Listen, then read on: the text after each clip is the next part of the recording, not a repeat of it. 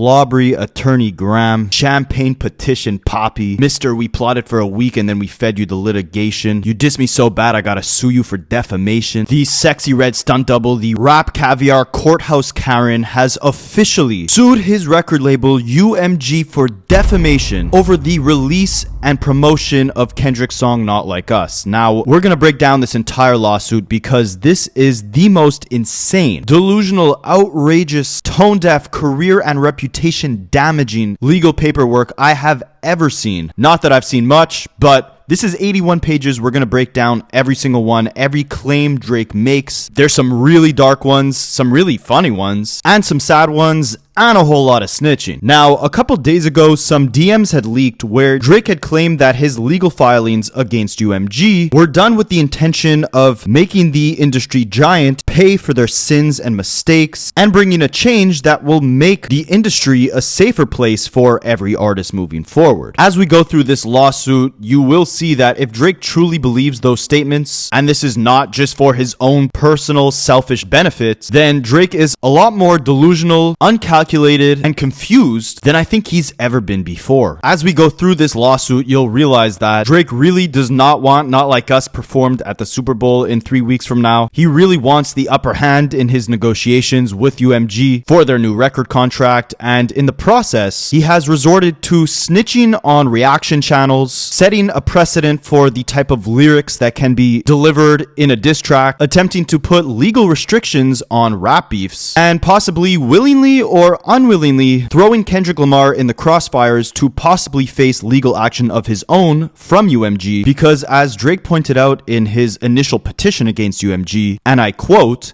the record label had pointed the finger at Kendrick Lamar, insisting that Drake should initiate legal action against Kendrick rather than UMG, and even threatened to bring its own legal claims against Kendrick if Drake were to pursue claims against UMG. Drake is now pursuing those claims against UMG for the promotional strategies they used to deliver Not Like Us. So if UMG stands by what they told Drake in their private discussions, then they will shift the blame onto Kendrick and file their own lawsuit against him. Drake obviously knows they plan on doing this since he mentioned it in his initial petition, so it's absurd to me that he would still go through with this legal action against UMG, knowing that UMG will now, as a result, legally go after Kendrick. So Drake here, really, if you break it down, is indirectly suing Kendrick. Allegedly, everything is all alleged here. Now, before we get into the full breakdown of the lawsuit, UMG has just responded to the lawsuit saying, not only are these claims untrue,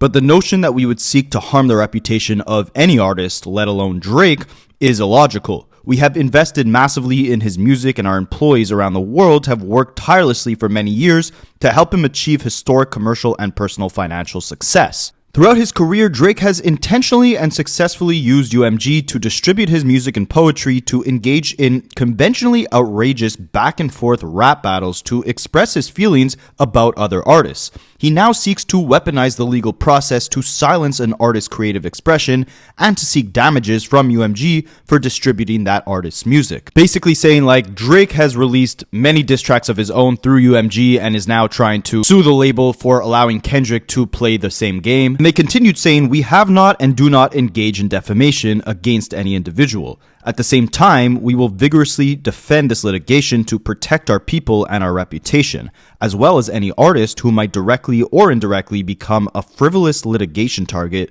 for having done nothing more than write a song. And this is what I mean. This is just brutal for Kendrick, because here they're literally saying, you know, we're going to do our best to protect any artists that might get hit in the crossfires for writing a diss song that Drake is now suing over, when this label literally told Drake that they will go and directly sue Kendrick if Drake decides to sue them. Now they're saying Kendrick can become a frivolous litigation target for releasing Not Like Us. And that's all thanks to good old Drizzy defamation Drake. Now, before Drake officially filed this defamation lawsuit, many people thought that he realized he doesn't have enough evidence to take this to court and that him and UMG reached some sort of agreement, because on January 14th, his company Frozen Moment had withdrawn their initial petition against UMG and Spotify. It had stated that Spotify had no objection to the withdrawal and discontinuance of the petition, but that UMG, while they had not yet filed an opposition to the petition, they still reserved their position. to do so. And that's unintentionally kind of a bar. But aside from this, there's still the second petition that Drake filed against UMG and iHeartMedia,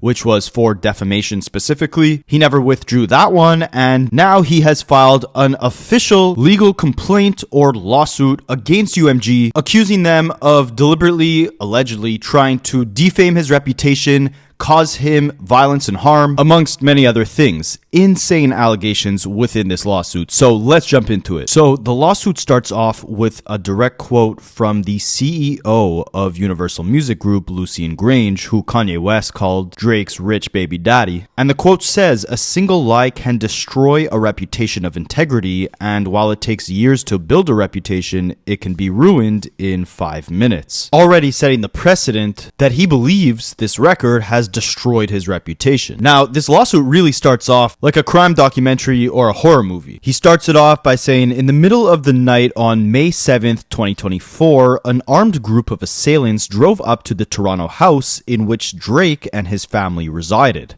Drake was inside.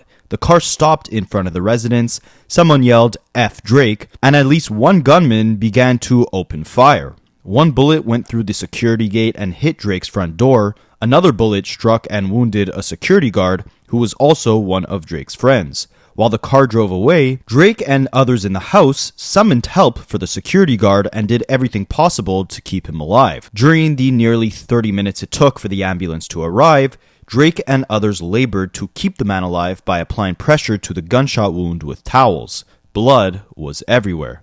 After the security guard arrived at the hospital, surgeons worked quickly to remove the bullet, stop the bleeding, and save his life.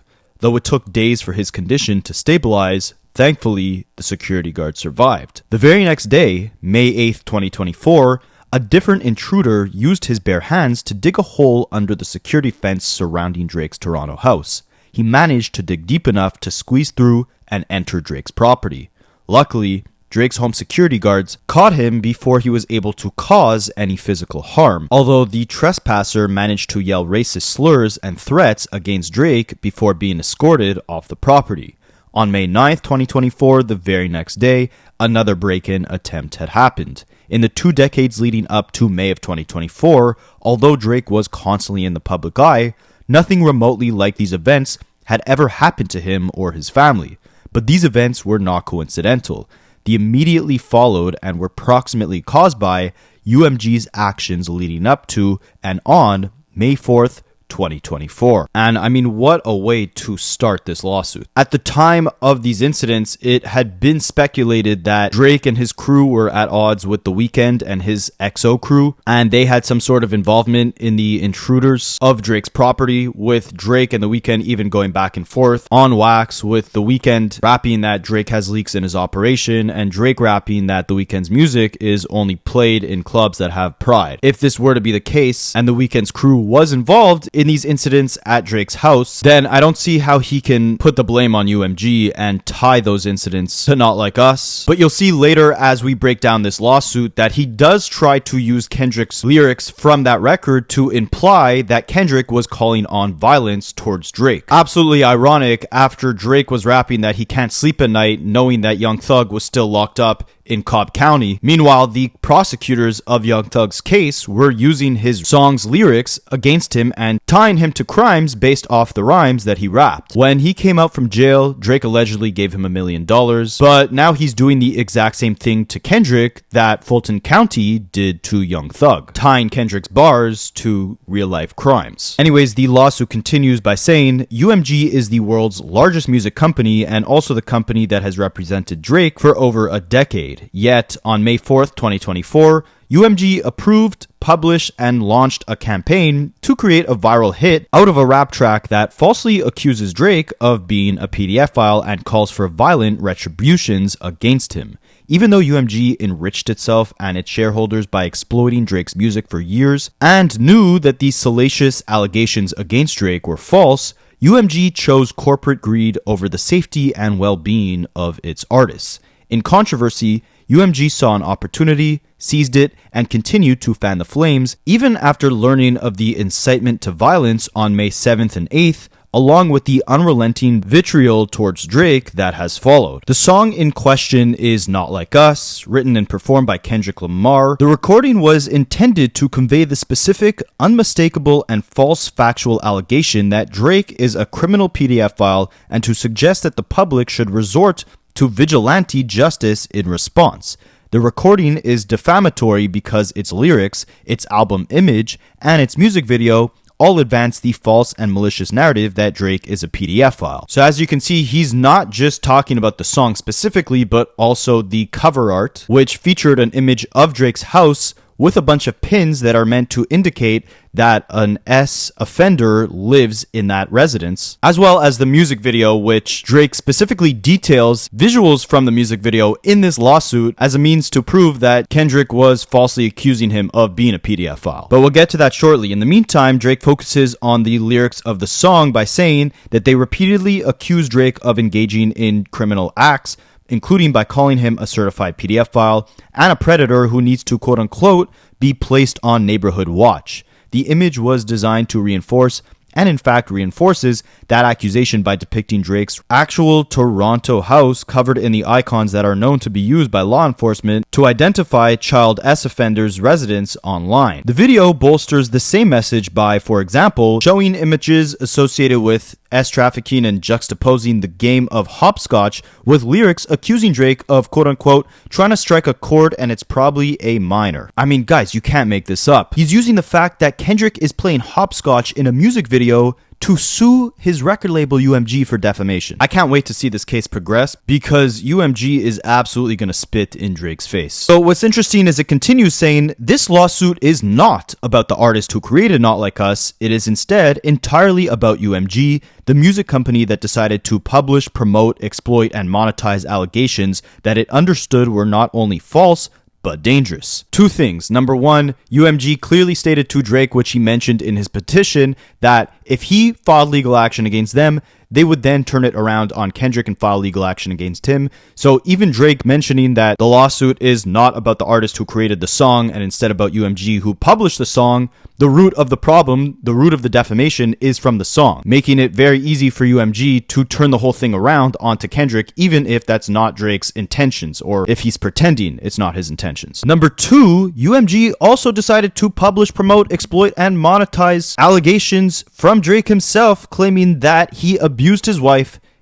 was cheating on him with his manager Dave Free, his kid was not his, and that Kendrick's wife or fiance should quote-unquote shake her butt for Drake. UMG also published that very same record, but I guess he's claiming that they didn't promote it in the same capacity. So let's move on and see. Drake continues, as UMG knows and has known at all relevant times, the recording, image, and video of Not Like Us's allegations are unequivocally false. Drake is not a PDF file. Drake has never engaged in any acts that would require he be placed on neighborhood watch. Drake has never engaged in S relations with a minor. Drake has never been charged with or convicted of any criminal acts whatsoever. It sounds exactly like the Hard Part 6 where he said, I promise I would have been arrested if I was truly a PDF file. Anyways, he's emphasizing that UMG knew he wasn't a PDF file but still decided to publish this song, and that should somehow be illegal. And if it is, then I ask, does UMG know that Kendrick 1000% abused his fiance? Because those were the claims that Drake was making in his very diss record that UMG also published. Anyways, notwithstanding its knowledge that the allegations are fabricated, starting in May of 2024,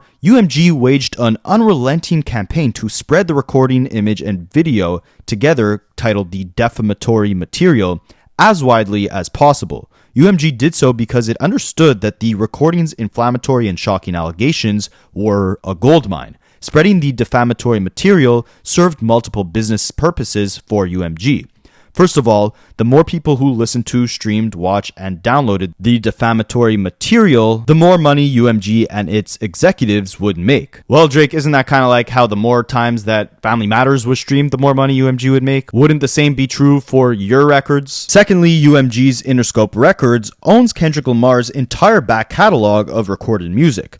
The leadership of Interscope had every incentive to prove it could maximize Kendrick's sales after only recently persuading Kendrick to enter into his own direct license for a limited recording commitment of new music. So yeah, that whole drop and give me 50 bar not aging too well when you're now admitting in your very own lawsuit that Interscope Records convinced Kendrick to enter into his own direct licensing deal. Anyways, thirdly, in contrast with Kendrick's first direct deal, UMG's contract with Drake was nearing fulfillment, and on information and belief, UMG anticipated that extending Drake's contract would be costly. By devaluing Drake's music and brand, UMG would gain leverage to force Drake to sign a new deal on terms more favorable to UMG. So this is what we thought, right? Drake here is basically saying that Kendrick recently entered into a brand new deal with Interscope and UMG where he's licensing his music to them. Meanwhile, Drake, who had not only been with UMG his entire career, but had also signed allegedly one of the biggest deals in music history in 2022, allegedly worth around $400 million. That deal was now coming to expiration in 2025, and like a lot of people assumed, Drake would make the accusation that UMG promoted this song heavily to destroy Drake's brand and value so that he can't ask for as much money as he did in the past from the record label in their renegotiations. At the same time, however, you gotta ask yourself, what does UMG stand to gain by signing Drake if he's not as powerful and profitable as he always has been, if he doesn't continue to grow? Drake continuing to grow puts more money in UMG's pockets than if he only continues to become less and less profitable. Unless this is some strange battle for power where Drake is commanding or demanding a much higher valuation of contract than UMG thinks he's worth and has played the card of saying, I'm not going to sign unless it's for X amount, and UMG knew they wouldn't recoup that money. So instead of letting him walk away, they do everything in their power to essentially defame his brand. Unless that was the situation at hand, which Drake did not mention in this lawsuit, otherwise UMG has nothing to gain by destroying Drake's reputation. Unless I'm missing something here, let me know in the comments. But then Drake goes on to admit that UMG's campaign was successful in defaming his brand. The lawsuit states UMG's campaign was successful. The recording cloaks cleverly dangerous lyrics behind a catchy beat and inviting hook. Capitalizing on those attributes, UMG used every tool at its disposal to ensure that the world would hear that Drake, quote unquote, likes him young. The defamatory material has been played billions of times, and its false central message has gone viral via social media and legacy media channels in dozens of languages to, at minimum, hundreds of millions of people. And it's so funny seeing Drake try to make his case here because unintentionally, in the process, he's emphasizing how impactful Kendrick's Not Like Us record was and how badly Kendrick beat Drake in this battle in general. It's not just fans of rap music who now believe that Drake is a quote-unquote certified PDF file. The recording has become ubiquitous. UMG used its promotional resources and exclusive licensing rights to place the recording on numerous nationally televised events, including but not limited to award shows, national political events, and more. And later in this lawsuit, we're going to break down how Drake is accusing UMG of using payola and different tactics to artificially inflate the numbers, as he claims, of Not Like Us. But what's insane here is that Drake is really just saying it should have been illegal for UMG in the first place to release the record knowing that the accusations made in the song were false, which is absolutely insane. Since when should it be illegal to publish music? What happened to free speech? He continues, but billions of plays and ubiquity were not enough for UMG. Over the course of the last several months, UMG has made significant financial investments and leveraged its professional connections via sophisticated and highly organized publicity campaigns to arrange for the recording to be performed at one of the most significant and viewed cultural events of the year, the Super Bowl. And now, ladies and gentlemen, we get to the main root of the problem. It was never just about Kendrick saying, "Say Drake, I hear you like him young." Drake, on his most recent album, rapped about his love interest being 21 and a savage. Drake, on his own Kendrick diss track, Tailor Made Freestyle, used Tupac AI vocals to give Kendrick a pep talk saying, "Talk about Drake liking young girls, that's a gift for me." And on a side note, I can't see UMG not emphasizing those bars in court. But again, it's not about Kendrick talking about Drake liking him young. Like 50 Cent said, who's been an avid Drake defender, when he was asked how he feels about this lawsuit, he claims that he believed Drake's intentions was to put legal pressure on UMG so they block Kendrick from performing Not Like Us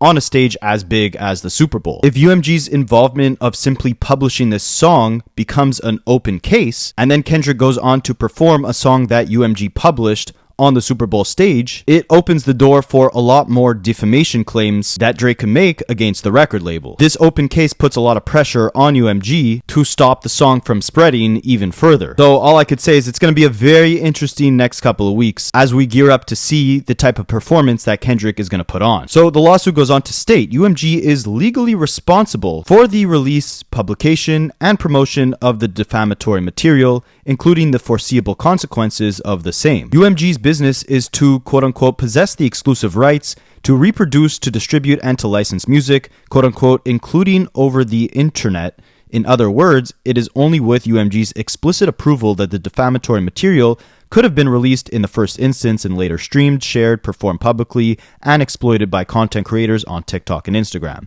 Basically saying, like, it's UMG's fault if Kendrick goes and performs this song on the Super Bowl stage, and that they have the power to control if that song does actually get performed, thereby, again, putting pressure on UMG to stop that song from being performed. But now we get into Drake's claims about UMG not just releasing the song, but also promoting it in immoral ways. He says, UMG's campaign went well beyond the traditional music company playbook. Indeed, UMG has unleashed every weapon in its arsenal, including, on information and belief, certain practices that are unlawful. As for those unlawful practices, there's a side note that says Drake previously initiated 2 pre-litigation actions against UMG to investigate UMG deliberately and inappropriately paying third parties to artificially inflate the recording's metrics, a practice known as payola, and which is prohibited by the Communications Act of 1934, as well as other causes of action. In a memorandum to staff reflecting on highlights of 2021,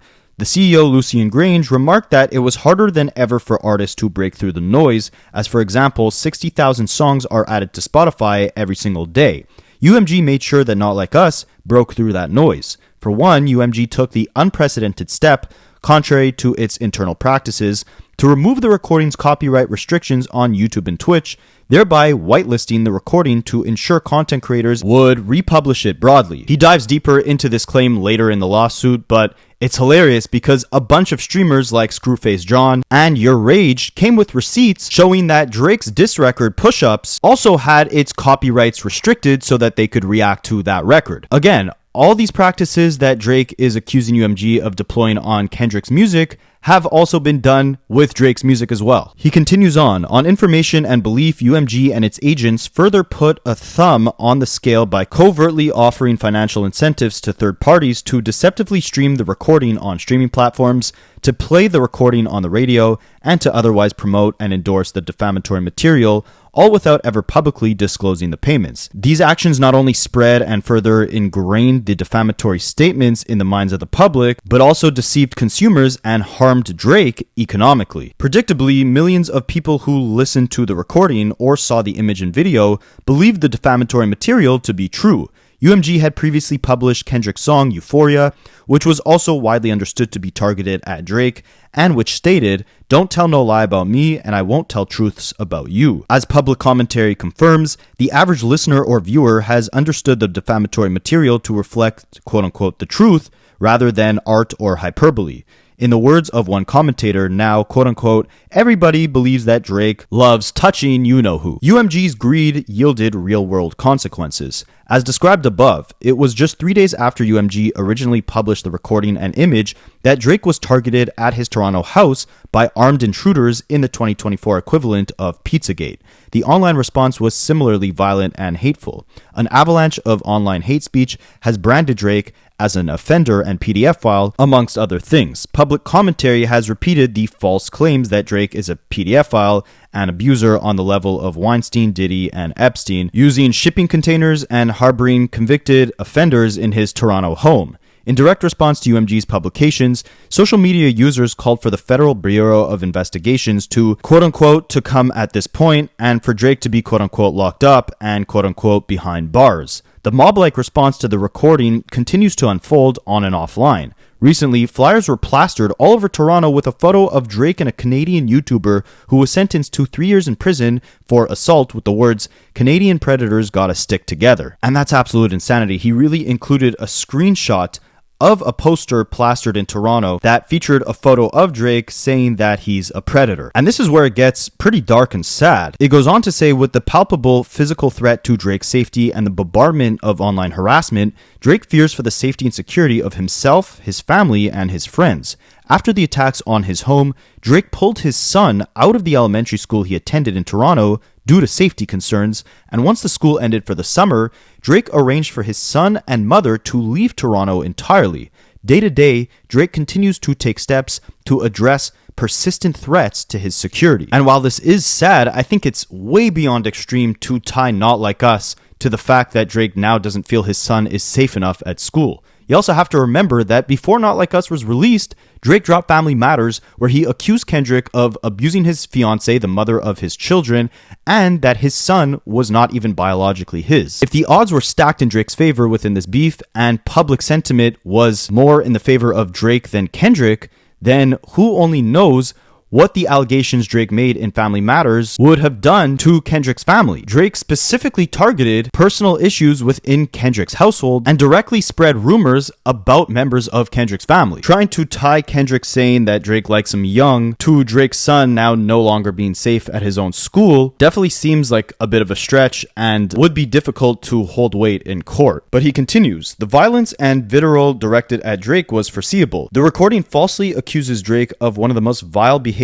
imaginable and explicitly calls for retaliatory violence and retribution against him. The false PDF file accusation is devastatingly effective method of assassinating someone's character online. When spread virally, the accusation can destroy an individual's reputation and brand in a matter of days. As one expert on conspiracy theories has explained, there's always been a certain amount of salaciousness in these conspiracy theories, and if it involves children, people immediately just lose their mind, even if these children don't exist.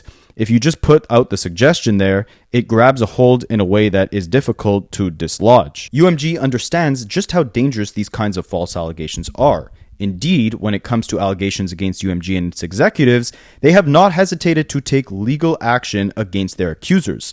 Just last year, UMG and Lucien Grange were accused, in their words, without the slightest factual basis, of aiding and abetting Sean P. Diddy Combs in criminal acts. Moving to dismiss the complaint against them, UMG and Sir Grange argued that the accusations were offensively false allegations of criminal behavior and they'd be liable for them if not contained without a legal filing.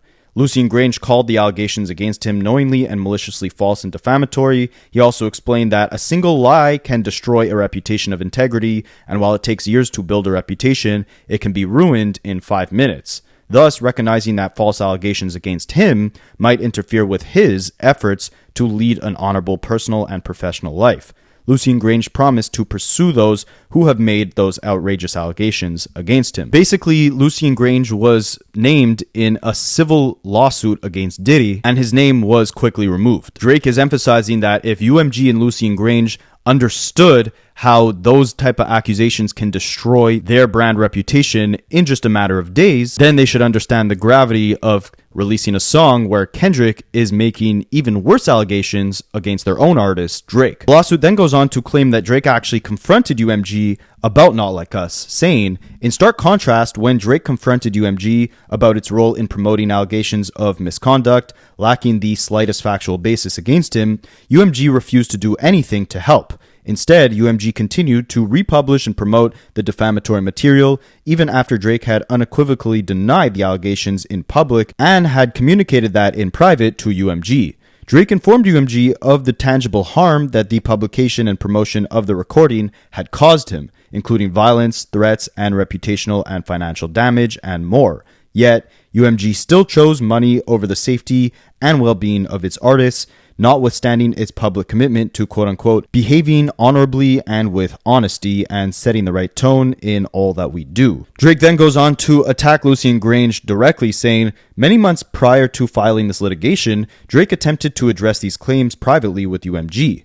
Drake believed per Sir Grange that UMG's leadership should be held accountable for the decisions we make and how we conduct ourselves, and UMG purports to care about threatening and abusive behavior. Yet, in response to Drake's concerns, UMG responded that Drake would face humiliation if he brought legal action, presuming that the public would be unable to understand UMG's role in exploiting and profiting from this dispute. Basically saying that UMG essentially told him that the world would just humiliate Drake further and not understand if UMG did pull the promotion and even release of Not Like Us just because Drake felt targeted. And they were definitely right, because the second Drake released this petition, everyone looked at him as an incredibly sore loser who had to go to court over his disapproval of the outcome of a battle that he willingly participated in. UMG's response to Drake was especially perverse, given that it is perfectly willing to sue to protect its own interests when it believes that doing so will protect its quote-unquote property. This lawsuit is both necessary and appropriate because UMG has repeatedly defamed Drake while quote-unquote exploiting and monetizing his work. UMG might spin this complaint as a rap beef gone legal,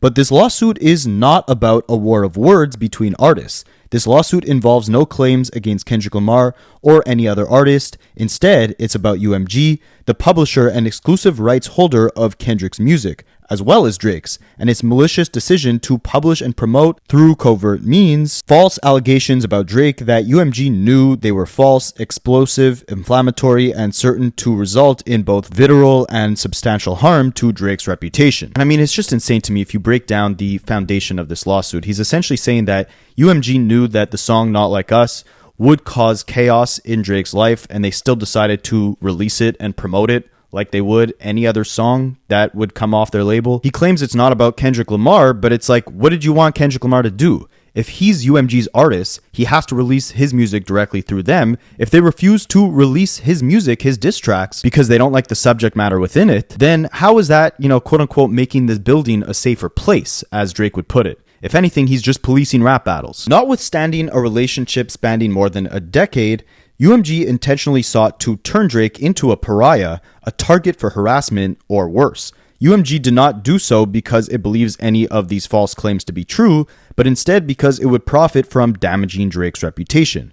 Drake thus brings this action to hold UMG responsible for the actual and foreseeable harm he has suffered and will continue to suffer because of UMG's choice to elevate profits over the well-being of its artists and the music-consuming public. But again, I gotta ask, if they block the release of Not Like Us, one of their own artists' songs, how is that them choosing to prioritize the well-being of their artists? That would be them effectively censoring one of their own artists. And it's so funny because then the lawsuit goes on to state Drake's relationship with UMG and Kendrick's relationship with UMG.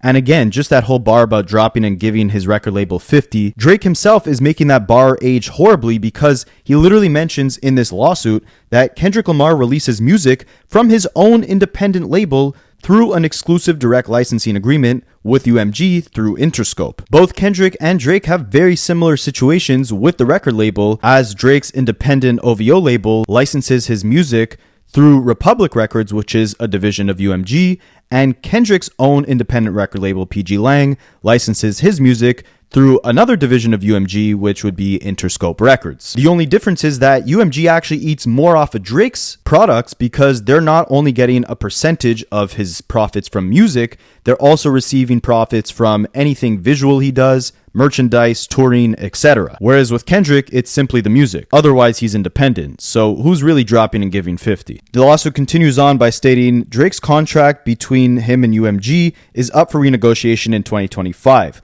By the spring of 2024, UMG understood that the rise of streaming platforms had enhanced the bargaining power of artists. Established artists whose contracts are coming up for renewal are in an improved position to demand higher take rates due to the improvement in the visibility of cash flows and risk reduction. As described below, on Information and Belief, UMG was incentivized to act, and in fact did act, in a manner to reduce that bargaining leverage in advance of upcoming negotiations with Drake over contract renewal. Basically, in simple terms, UMG understood that because of streaming, Drake's back catalog and his future catalog now generate much higher cash flows than ever before, because back in the day, you had to go buy a CD.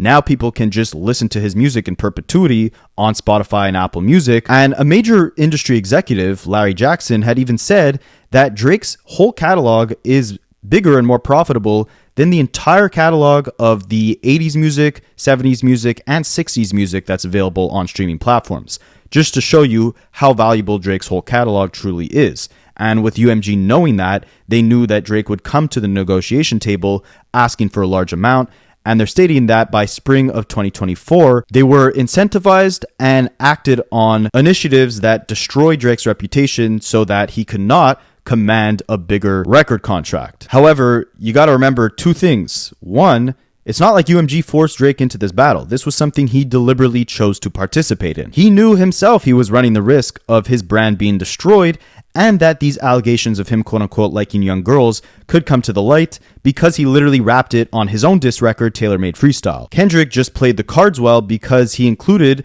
the worst allegations that he had on Drake in the catchiest record that he released throughout the battle. And number two is you got to ask yourself again, like I mentioned before, what does UMG have to gain by re-signing Drake when his reputation has been dragged through the mud? He will be a lot less of a profitable act with the world thinking he's a PDF file versus if UMG never released those Kendrick diss records to begin with. It's like saying, I'm going to go hire a video editor to edit these YouTube videos, but I'm going to destroy his computer and replace it with a much worse computer so he has a lot less leverage because he's a slower editor and now can't charge me a higher rate. Yeah, I might pay him less, but I'm getting a worse product in return. Yes, UMG might be able to pay Drake less, but his music won't be nearly as profitable if his reputation is destroyed. He then goes on to describe Kendrick's relationship with UMG, and I mean, to me, it just makes things look worse for Drake. It says, on information and belief, Kendrick signed a short-term deal with UMG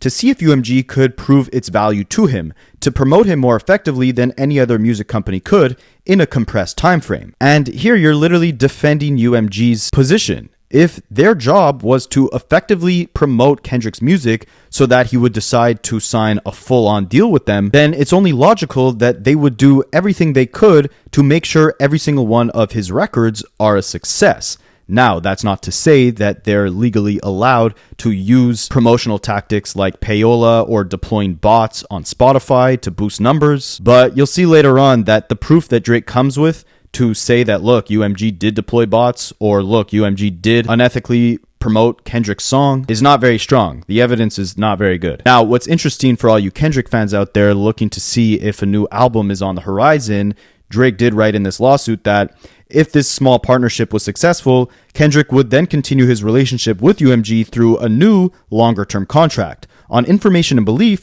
that long-term deal was consummated in December of 2024, meaning that Kendrick did sign a new deal with UMG just last month after the release of GNX, which, when you stack this up against all the other facts that Kendrick is going on tour, he's performing at the Super Bowl, etc., there's probably new music on the way since he just signed a new record deal. Now, here's where it gets kind of funny because Drake starts quoting lyrics from Not Like Us. So the lawsuit says, within the first minute, the recording identifies Drake by name and states that Kendrick has heard that Drake has a predilection. Drake has a predilection for women who may not be of legal age. Quote unquote, say Drake, I hear you like I'm young. The next line is a thinly veiled threat that Drake should be careful that he never ends up in prison, a place where predators are notoriously the targets of violence. Quote unquote, you better not ever go to cell block 1. The recording continues to say that any woman who falls in love with Drake should be careful to quote unquote hide her quote unquote little sister from him.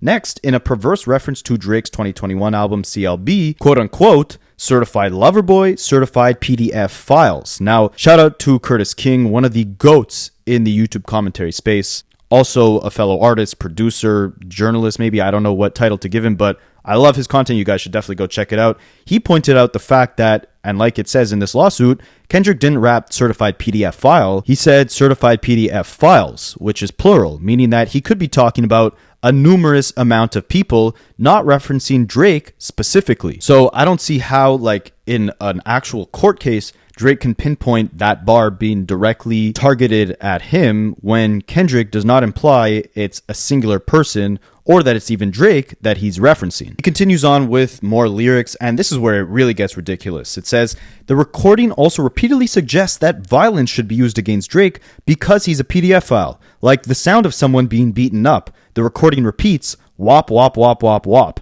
And then Lamar says, we'll F him up. Later, the recording threatens that if Drake comes to Oakland, which, again, ridiculous, it says, where Kendrick Lamar grew up. That's not where Kendrick Lamar grew up. What lawyer concocted this lawsuit? Was this like an intern or something? Like, aren't you supposed to come with facts? When a random dude on YouTube recording this in his boxers on the couch eating some chips can point out blatant misinformation in this lawsuit, don't you think a judge is going to be able to poke holes in it? Don't you think UMG is going to be able to poke holes in it? A multi-billion-dollar corporation? Anyways, he continues saying that if Drake comes to Oakland, where Kendrick Lamar grew up, he will not make it out alive. Quote unquote, I think that Oakland show going to be your last stop. The recording makes clear that justice will be served not through the legal system and or commentary on social media, quote unquote, F a caption, but through physical violence. Quote unquote, want action, no accident, and I'm hands-on, he F around, get polished. What about when Drake rapped, which one of my so-called guys need a shell from the clip, always knew I had to smoke y'all guys, bop bop bop. Anyways, let's move on. The recording contains numerous additional statements that imply the existence of evidence to support the allegations against Drake. The recording threatens that Lamar could reveal more secrets about Drake, quote unquote, rabbit hole is still deep, I can go further, I promise, and that the public will believe him, quote unquote. The audience is not dumb, shape the stories how you want, hey Drake, they're not slow. The recording continues by making reference to several Drake songs, Family Matters and God's Plan, and accusing Drake of being a liar for denying allegations of criminality, quote unquote. The family matter and the truth of the matter, it was God's plan to show y'all the liar. The recording also makes a vulgar attack on Drake's OVO brand, quote unquote, what OVO for? The other V option, and let me hear you say OVO. And it's like, man, oh, the recording makes a vulgar attack on Drake's OVO brand. Why the hell should that be illegal? Drake made a vulgar attack on Kendrick Lamar's height. He made a vulgar attack on Kanye's Yeezy brand, saying, keep it a G, I told her don't wear no 350s around me. He called for violence against Kanye, rapping, crept down the block, made a right, cut the lights, paid the price. Dude, he made vulgar attacks on Kendrick's own fiance, rapping, let that shorty breathe, shake that butt for Drake, now shake that butt for free, but not that type of free, I'm talking about my guy Dave. Like, come on, man. Alright, anyways, let's keep going. Alright, this is where it gets even more ridiculous. Furthering the recording's refrain that Drake is quote unquote not like us, the recording alludes to Drake's Jewish heritage, saying that Drake is not a quote unquote colleague, but an effing colonizer. What the hell does that have to do with Drake being Jewish? It had to do with him colonizing the Atlanta sound, which is what Kendrick was talking about in that verse before saying you're a colleague, not a colonizer. Sorry, I meant vice versa. Anyways, it goes on to say the recording provides no evidentiary support for any of its defamatory allegations. Instead, the recording references hearing these allegations and threatens that it can go further. Yeah, just like Drake making allegations on Family Matters and saying that he can press the red button. Same exact thing. On May 5th, 2024, just a day after UMG published the recording and image, Drake denied all the allegations in a song called The Heart Part 6. Drake explains that he has never been with no one underage and that his name is not on the offender list. Despite being able to contact Drake, UMG did not ask Drake or his representatives to discuss his denials of the allegations contained with the defamatory material. The lawsuit then goes on to claim that because the album artwork featured a picture of Drake's house, because the record called him a PDF file and quote-unquote called for violence, I guess by Kendrick rapping wop wop wop, F him up. That's how Drake makes the connection, saying that that was what caused all these intruders to come to Drake's house in the following days. The lawsuit also says that no one from UMG ever reached out to Drake or any of his representatives to check on his well-being. I guess his rich baby daddy Lucien wasn't trying to see how Drake was doing. It also says that in London, one of Drake's OVO clothing stores was vandalized with graffiti that said, "They not like us." But you don't see Kendrick suing because his mural was whacked out in LA. And I'm pretty sure they vandalized it with graffiti that said OVO. Then goes on to say that Drake lives his life differently since UMG published the defamatory material. Drake has increased his security team in Toronto and everywhere he goes. But it's like, bruh, they published your diss record also. You willingly participated in this rap beef. You're suing because you don't like the bars that Kendrick rapped and how popular it became. And you're going to see later in this lawsuit that he does not prove that UMG was the sole reason why Not Like Us became as popular as it did. It was based off the merit of the quality of the song. Then he goes on to discuss the music video and some visuals within it. And this part's kind of funny. It says, for example, the lyrics "trying to strike a chord and it's probably A minor" are matched with an image of hopscotch, a popular playground game for children. The imagery reinforces the drawn-out singing of the A minor lyric and the lie that Drake is a PDF file. The video also includes allusions to Drake's OVO brand, which is represented by an owl. In combination with the lyrics wop wop wop wop wop dot F him up, the video shows Lamar beating up an owl-shaped piñata with a bat. During the scene, a caption appears at the bottom of the video stating that, disclaimer, no OV-Hos were harmed during the making of this video. He then goes on to emphasize how popular Not Like Us became, saying that defendant's initial publication of the video on YouTube has been viewed more than 206 million times as of the date of this filing. As of the date of this filing, UMG's original publications of the video remain available on the aforementioned platforms. So here he's not saying that UMG artificially boosted the numbers of the music video on YouTube. He's just saying that it's wrong that UMG even published the music video to begin with. But didn't they publish a music video of Drake crushing the van from Good Kid, Mad City? He then goes on to reinforce the fact that publishing the song has created this wild conspiracy about Drake being a PDF file, which has incited violence, especially considering the fact that his home was featured on the album artwork of the single, stating that UMG should have known or did know that by publishing the defamatory material, it was gambling with Drake safely. Critically, in addition to accusing Drake of being a criminal PDF file, the defamatory material calls for violence against Drake and depicts his Toronto address. Incidents like 2016's Pizzagate show how accusing someone of being a PDF file can quickly spin out of control into a viral conspiracy theory and acts of real physical violence. UMG directly knows what harms can arise from such outrageous allegations of criminal activity. UMG and Lucien Grange were recently accused of aiding and abetting Diddy in committing heinous and widespread acts of violence, and they acted swiftly to refute these allegations. And despite knowing about all the violence that occurred at Drake's Toronto residence, UMG did not discuss the Not Like Us music video with Drake prior to publishing it. Now, you guys let me know in the comments. Does UMG owe it to Drake to let him know that they're planning on releasing the Not Like Us music video, given the subject matter within it and the fact that Drake's house got attacked by intruders? Anyways, he then goes on to mention that UMG posted Not Like Us and the music video all across all their social media platforms. Interscope Record reposted a tweet bragging about that Kendrick Lamar's Not Like Us becomes the fastest rap song to reach 300 million Spotify streams in only 35 days. UMG posted a picture of Kendrick performing at the Pop-Out concert, captioning it, "They Not Like Us." Kendrick Lamar pops out with his debut performance of Not Like Us at his Ken and Friends Pop-Out Juneteenth concert in LA. Interscope Records has a playlist on YouTube of recommended music videos for fans, and Not Like Us is on that playlist. And he claims that because of this extensive publicity campaign launched and managed by UMG,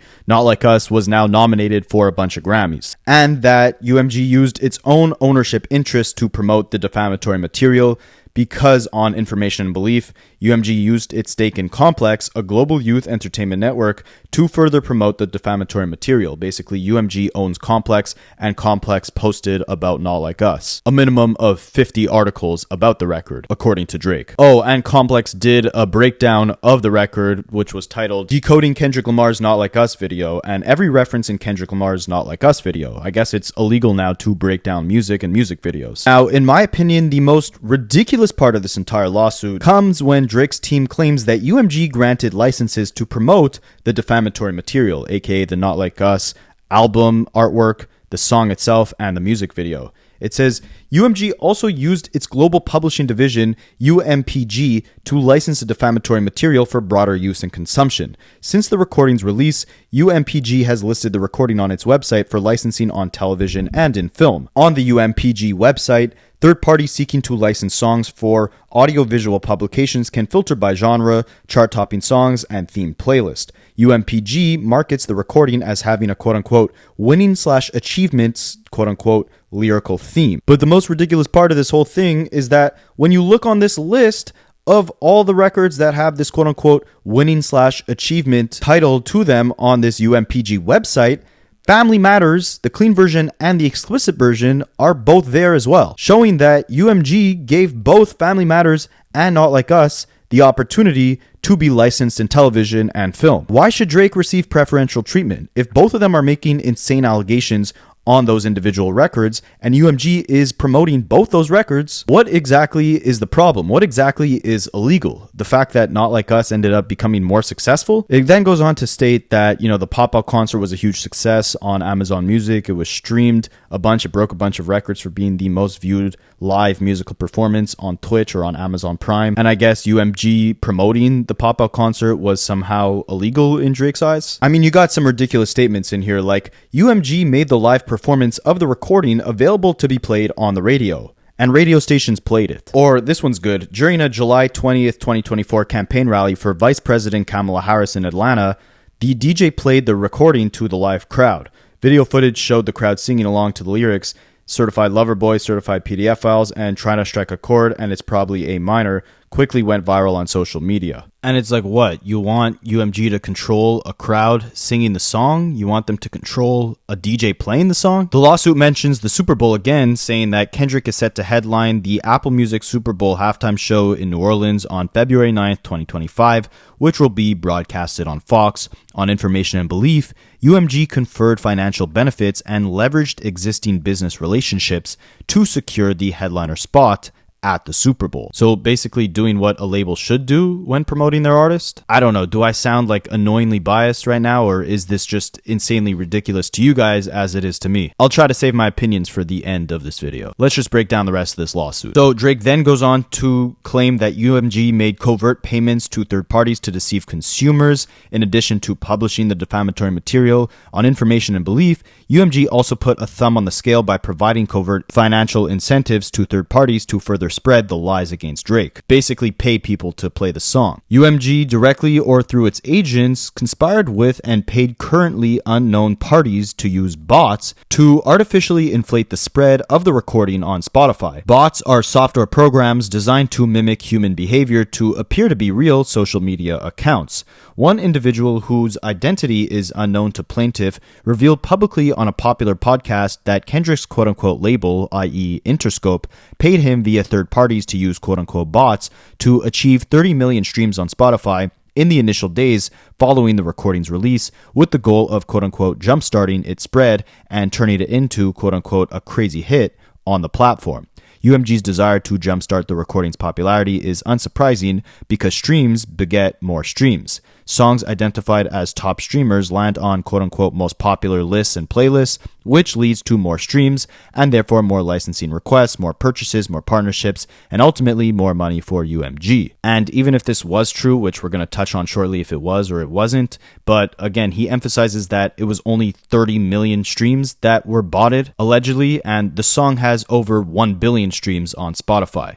So you got to ask yourself again, do you really think that the song getting 30 million fake streams, if it even did, would that contribute to it being such a massive success that it then goes on to get streamed over 1 billion times in less than a year? But anyways, let's continue. The whistleblower described Spotify as the easiest platform to bot because it does not, like other streaming platforms, have certain security measures when it comes to bot protection.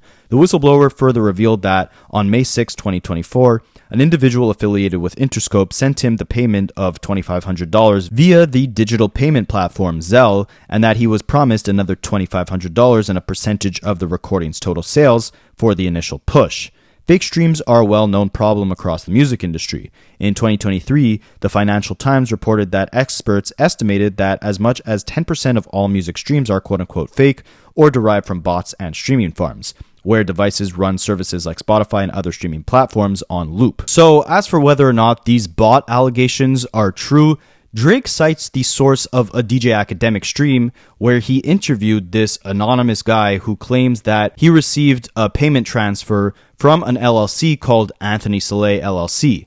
Anthony Soleil is an associate of Kendrick. He works with PG Lang, and this was the guy that the whistleblower alleges paid him for the fake streams of Not Like Us. However, when you cross-check, that LLC, Anthony Soleil LLC, doesn't actually exist. So the screenshot that the guy showed of a payment from an Anthony Soleil LLC could have easily just been fabricated because we don't actually see that that LLC exists. And aside from that, Akademiks had also said that after this stream, he talked to quote-unquote his man from Spotify, and he said those Kendrick Lamar streams are real, basically implying that this guy's claims about botted streams were fake. But then he also went on to say that, look, streaming platforms aren't going to openly admit that there's bots on their platform. They also might not know about the bots because the people doing the fake streams do it in a way where the streaming platforms can't detect it so that they don't stop it. But Spotify did obviously come out to deny this. And again, you got to ask yourself whether or not this is true, right? Even if Kendrick paid for 30 million streams or more, the song has over 1 billion streams on Spotify. Do you think that because it got jump-started with 30 million streams pretty quickly, that's the main reason that the song ended up achieving the success that it had? or is it on the merit of the actual quality of the song? Plus, Drake using this as a source when Akademiks himself, the guy who interviewed this whistleblower, came out and said that he was probably full of crap based off of the executives that he spoke to at Spotify. Akademiks is not exactly the best source when he himself has come out and said that it can be dubbed as a conspiracy. So now Drake in this lawsuit is spreading conspiracies and using them as sources in order to make his case that Kendrick was spreading conspiracies against Drake in the Not Like Us record. Drake then goes on to claim that on information and belief, UMG also offered financial incentives, including direct payments and reduced licensing rates to various third parties to promote the recording. These financial benefits were never disclosed to consumers. According to confidential sources recently made to Drake, certain UMG labels have engaged in pay-for-play arrangements with radio and streaming services to boost the popularity of specific songs and used bots to artificially inflate streaming numbers. UMG engaged in a classic pay-for-play scheme by paying to increase the airplay of the recording on radio. Drake received information that at least one member of UMG's radio promotion team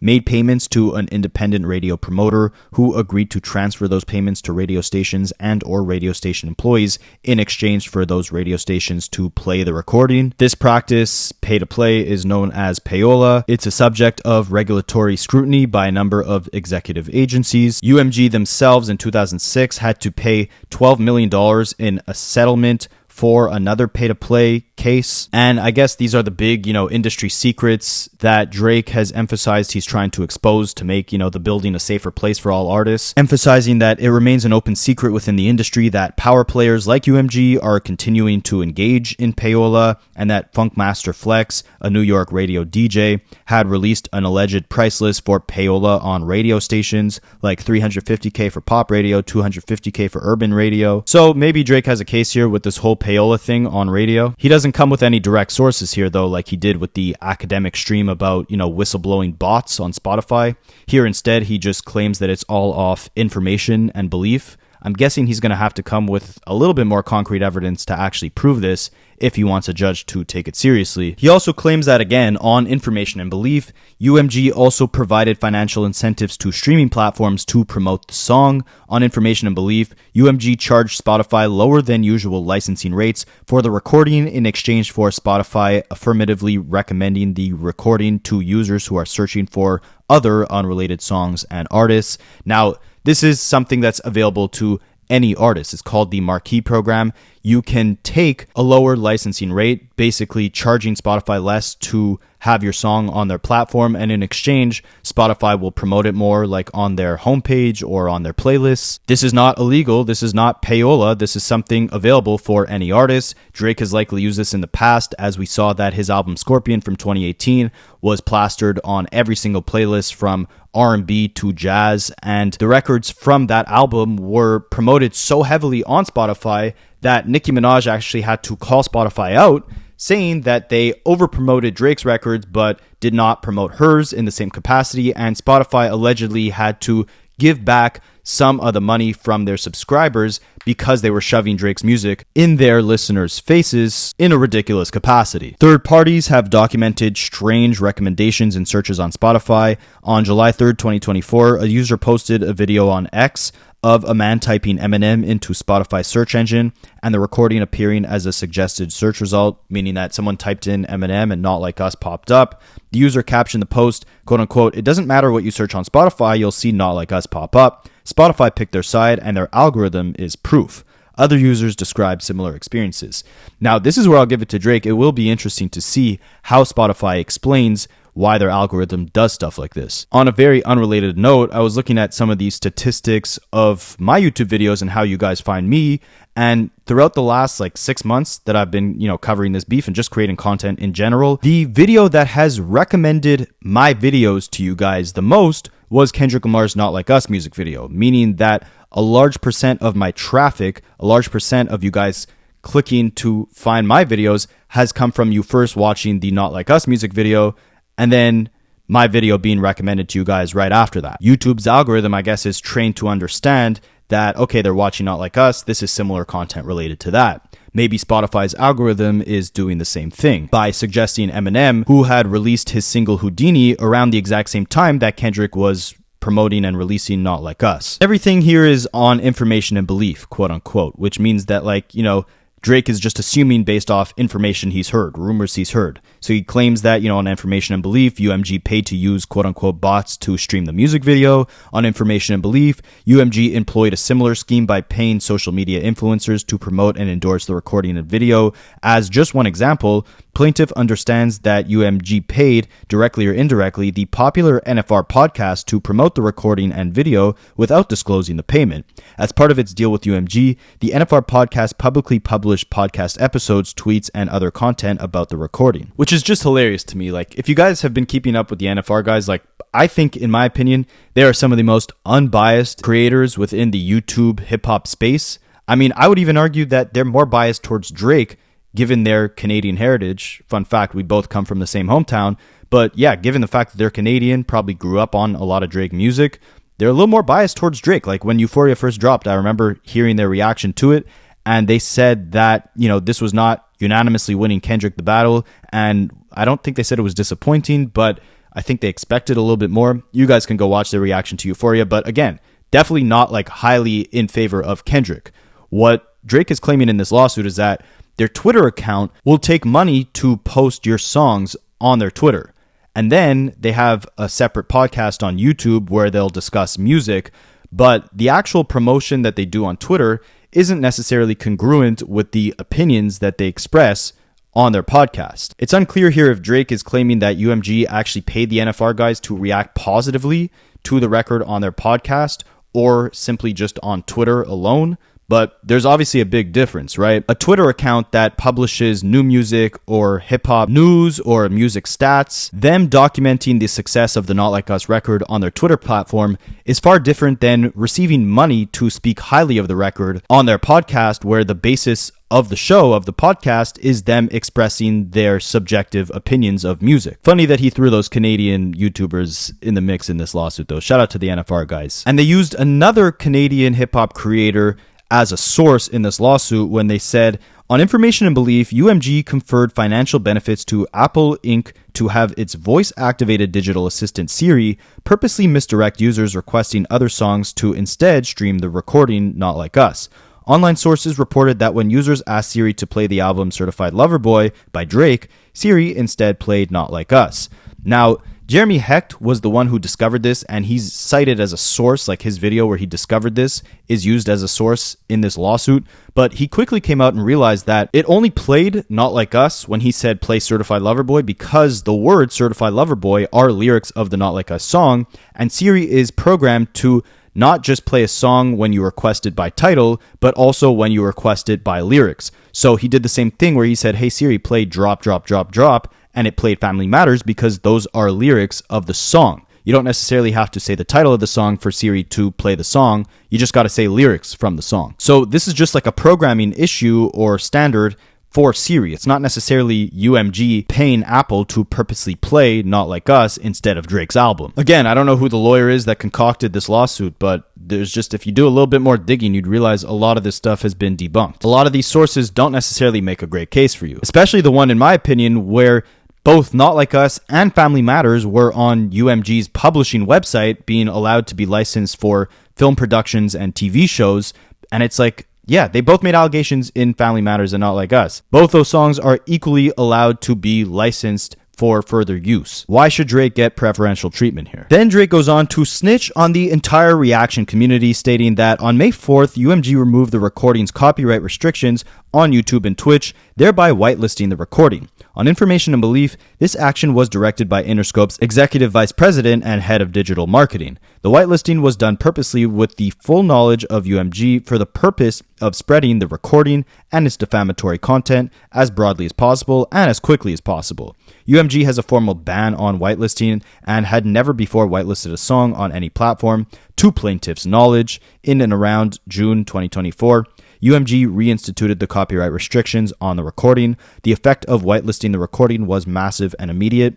Able to play the recording in full in their own videos and to profit from them, content creators rushed to republish the recording in quote-unquote reaction videos. Then he drops a bunch of examples. The Cartier family, RDC Live, Kai Cenat. Again, I want to emphasize that two reactors, both Screwface John and Your Rage, came out and showed receipts that Drake's Push-Ups record was whitelisted for them as well, as they were able to profit off of their reactions when they were playing the song on their video. Again, everything that Drake is complaining about, UMG has used on Drake to promote his music in the past. He then emphasizes that Not Like Us became such a success that Joe Rogan reacted to the song. The Rolling Stones wrote a great review of the song. In August of 2024, Drake sent UMG another letter, again emphasizing the harm to Drake as well as his businesses that UMG was causing by continuing to promote Not Like Us. The letter demanded UMG issue a retraction and accept its responsibility in promoting and marketing the defamatory material. And it's crazy, like Drake may put on a smile, he may go on these streams and say, not even the biggest corporation or the shortest guy can take him down.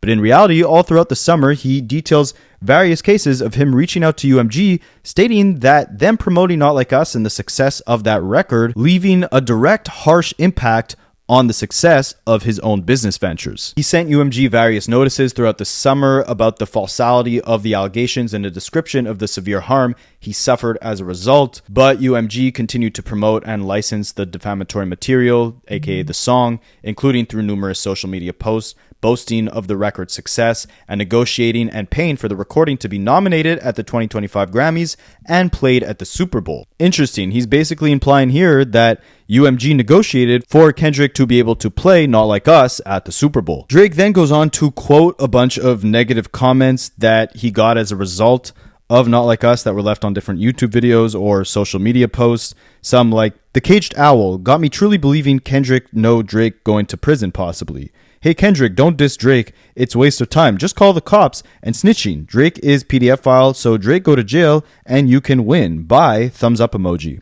Hide your children from Drake. If what Kendrick is saying is true, Drake needs to be locked up. Drake just needs to be locked up. Yo, I'm about to call Child Protective Services because this is abuse. Drake's number one op is Child Protective Services." This is just hilarious. The fact that this is in a lawsuit, this is something we have never seen before. And Drake goes on to play the victim card on a whole other level, with the lawsuit stating many posters turn to racial and religious slurs against Drake, who is mixed race and Jewish. For example, users on YouTube and X commented, "It's Drake, that PDF file juice. Drake's Juicebox PDF file team will get him off." There's a bunch of other anti-Semitic comments that Drake cited in this lawsuit from random social media users. I'm not going to name them all. You guys can check it out. I think it's on page 60 of this lawsuit if you go through the whole thing. He goes on to cite just a bunch of other hate comments from online random social media users. Someone updated the description of his Toronto address in rideshare applications like Uber and Lyft, and they changed the address to read Drizzy's Fun Time House, or trying to strike a chord, but it's probably A minor. And all in all, Drake really messed up his entire narrative greatly here, because he can never again pretend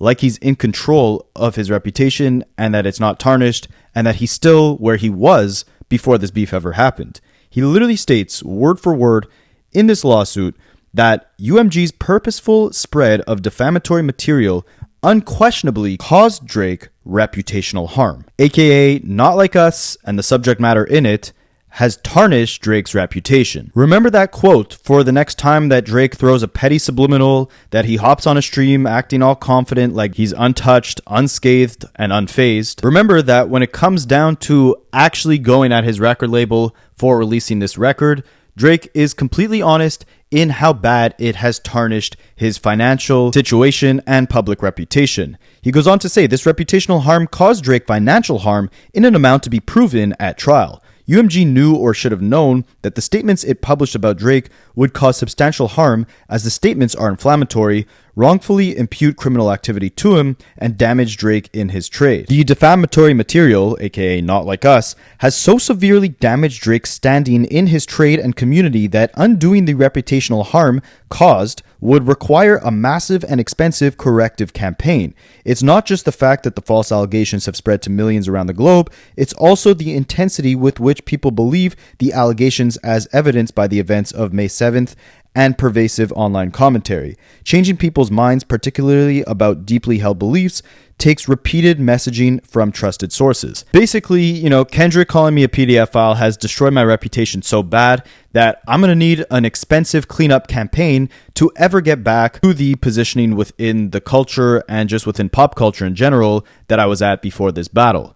And it's like, Drake, you should have thought of that before you pressed the boogeyman. You were taunting him about not dropping. You literally said in your record where you taunted him about being stressed out, not knowing what record to drop, being too scared. You said, talk about him liking young girls. That's a gift from me. Now you're complaining that he did that, and the whole world now believes you're a PDF file. I don't even truly believe that the whole world thinks you're a PDF file. I don't personally believe that you're as big of a monster as a Weinstein or an Epstein, like you're saying that people believe you to be in this lawsuit. I think it's more that Kendrick put a magnifying glass on the way that you take advantage of the very culture that has uplifted you and given you the successful career that you've had. They Not Like Us is not about you being a PDF file and Kendrick not being one. It's the fact that you're always trying to sell us on a new accent. The fact that you run to Atlanta to take their lingo and sound and incorporate it into your own without truly paying back to that very culture that you're taking so much from. It's not that you're an outsider because you're a Jew from Canada. It's that you're an outsider because you weren't raised within the culture and you don't do enough today to speak on issues within the culture to enforce a positive change. That's what being a colonizer instead of a colleague is all about. And if you notice here, Drake did not mention a single bar from that entire third verse of Not Like Us, where Kendrick raps about him running to Atlanta to collect dollars, except for the bar, you're not a colleague, you're a colonizer, because that's the one that stung with him the most. But he obviously wasn't listening specifically to what Kendrick was saying. And that's why this lawsuit sounds more tone deaf than Drake ever has, more out of touch with the culture and the current narrative than Drake ever has. He thinks this is all UMG's fault, as if he didn't have the same exact machine backing his own diss records. He comes with poor sources and tries to shape a narrative that 30 million streams that he alleged were botted contributed in an impactful way to the global success of this record. He's essentially putting the magnifying glass on UMG, stating that they were wrong for releasing a song to begin with that had false accusations of Drake being a PDF file, let alone promoting the song through quote-unquote unethical practices. And he chalks up the success of the record simply to the machine behind the record.